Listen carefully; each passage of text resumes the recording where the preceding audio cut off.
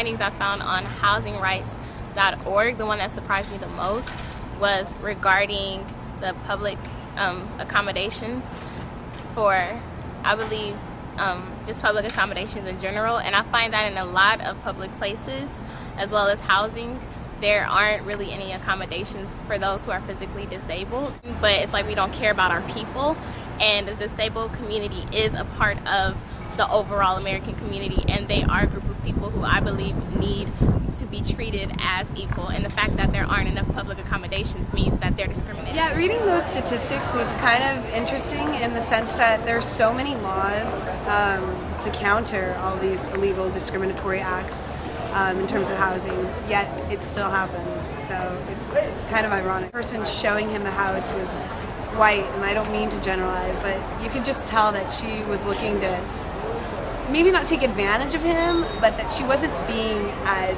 personable or as friendly, as engaging as you would expect them to be. It's kind of sucky, especially since, you know, I'm Mexican, and I hope that I don't have to deal with that in the future. Explain the story to me that she went, called. They said that they had a lot of units available. She went back to fill out an application.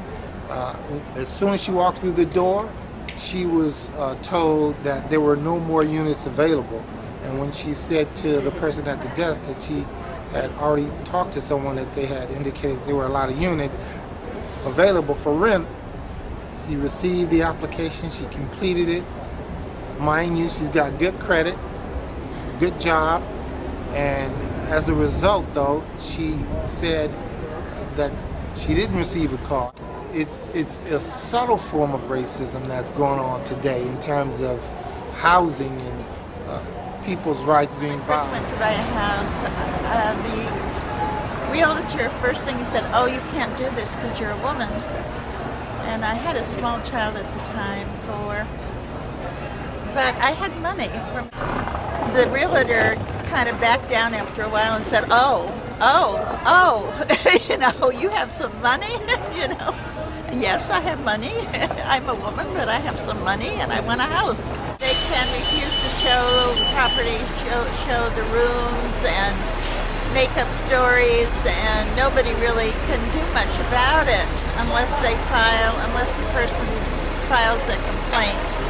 And that's difficult to us because then, you know, you have to go through a legal process, and it's difficult for the person that's trying to get a place. So usually people just suffer through it, I think.